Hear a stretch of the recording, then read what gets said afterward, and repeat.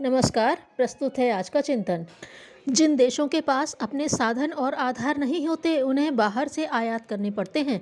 खाड़ी देशों में अपना अन्न जल नहीं है तो उन्हें वे बाहर से मंगाने पड़ते हैं। पर अन्न बाहुल्य होने वाले देश भी यदि उन्हें बाहर से मंगाने लगे तो यह आश्चर्य की बात है।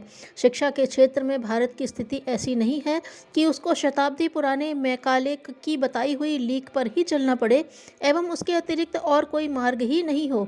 इस क्षेत्र में भी हमारा कुछ अपना है और वह इतना कमज़ोर नहीं है कि प्राचीन काल की तरह जगत गुरु बनने की योग्यता न सही कम से कम अपनी निज की सामयिक आवश्यकताओं तो पूरी कर सके। क्या पढ़ा जाए, कितना पढ़ा जाए, क्यों पढ़ा जाए? इस प्रश्न के साथ ही यह सवाल भी जुड़ता है कि कौन पढ़ाए और किस प्रकार पढ़ाए। इन प्रश्नों का सही उत्तर समय की मांग है। यदि यह निरीक्षण परीक्षण किए बिना जो चलता है उसे ही चलने देने का अपना मानसिक दिवालियापन दिखाया जाएगा तो यह उचित न होगा।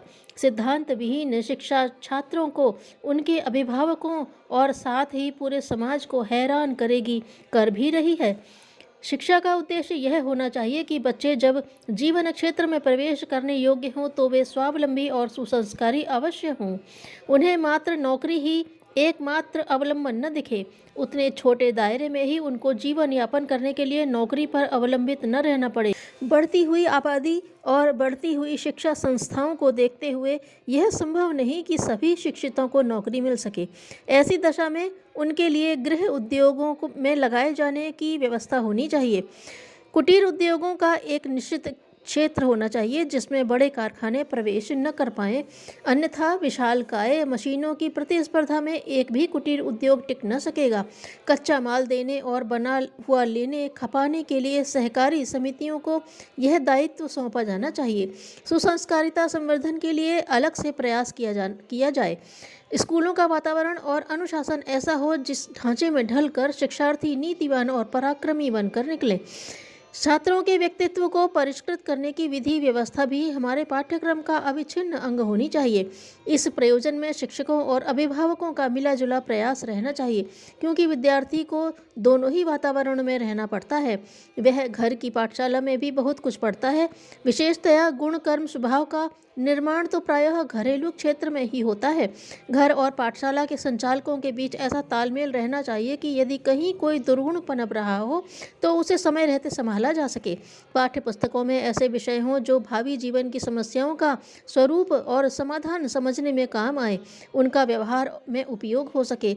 इसके लिए वर्तमान और उससे भी अधिक भविष्य संबंधी परिस्थितियों का ज्ञान कराया जाना चाहिए। इतिहास को छोटी छोटी कहानियों के रूप में संक्षेप में ही पढ़ाया जा सकता है। राजनीतिज्ञों को संसार भर के संविधान और वहाँ की समस्याओं को जानना चाहिए। विशेषज्ञ बनने के लिए पृथक से एकेडमियाँ हों, किंतु सामान्य स्तर के छात्रों को जिन विषयों से कभी काम नहीं पड़ने वाला है उनका बोझ उन पर लादने से क्या लाभ।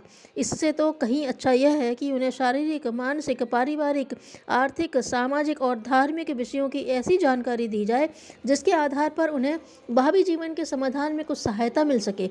वह अपने कर्तव्यों और अधिकारों की परिधि से भली प्रकार अवगत होकर सुयोग्य नागरिक बन सके।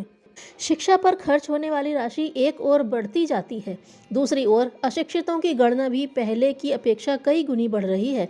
इसका एक कारण जनसंख्या की वृद्धि भी हो सकती है, पर दूसरा उससे भी बड़ा कारण यह है कि कॉलेजों, विश्वविद्यालयों पर खर्च अधिक हो रहा है, जबकि प्राथमिक और माध्यमिक स्तर के स्कूलों की संख्या बढ़नी चाहिए थी। स्नातक उतने ही बनाए जाएं जितनी भविष्य में आवश्यकता पड़े, जो खप सकें, उन्हें बेरोजगारी का शिकार न बनना पड़े। इस थोड़े से परिवर्तन से शिक्षितों की बेकारी और उसके कारण उत्पन्न होने वाली विभीषिका से सहज ही निपटा जा सकता है। शिक्षकों का दायित्व और योग्यता। शिक्षकों के लिए इतना ही पर्याप्त न हो कि वे अच्छे नंबर से उत्तीर्ण कराते रहें।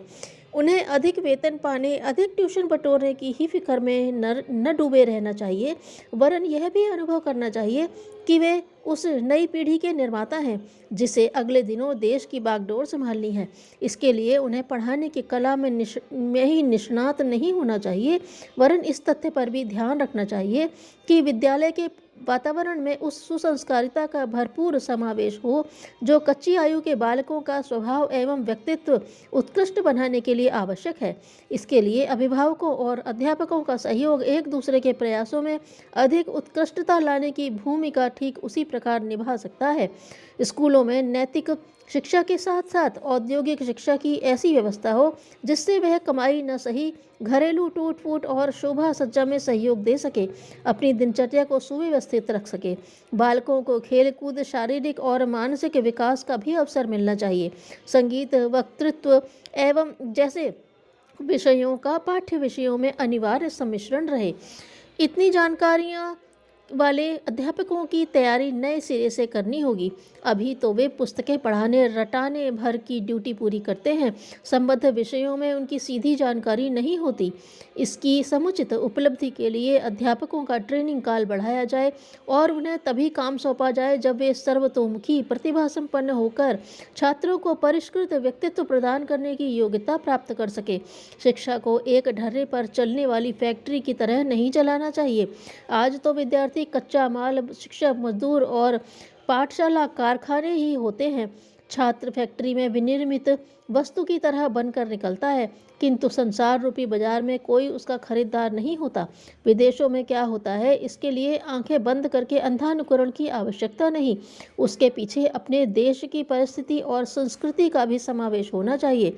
जिन समस्याओं का हमें सामना करना पड़ रहा है या अगले दिनों करना पड़ेगा, उनसे निपटने की तैयारी में भी हमारे छात्र आवश्यक जानकारी और तैयारी कर चुके हैं या नहीं, यह देखना परखना भी आवश्यक होना चाहिए। वार्षिक परीक्षा में किसी प्रकार उत्तीर्ण होने और प्रमाण पत्र प्राप्त करने की पद्धति में भी भारी परिवर्तन की आवश्यकता है। उसमें छात्र के कार्यकाल में जो काम हुआ और जैसा आचरण रहा, उसका निष्कर्ष भी साथ में जुड़ना चाहिए। वार्षिक न होकर परीक्षाएं मासिक रूप से होती रहे तो नकल करने कराने का जो अनाचार चल पड़ा है, उसकी गुंजाइश न रहेगी। इस प्रकार शिक्षण पद्धति में आमूल चूल परिवर्तन की आवश्यकता है। जीवन में विशिष्टता लाने के लिए पुरुषार्थ करना जरूरी होता है। यदि जीवन में बुद्धिमानी की कोई बात है तो वह एकाग्रता है, और यदि कोई खराब बात है तो वह है अपनी शक्तियों को बिखेर देना। धन्यवाद।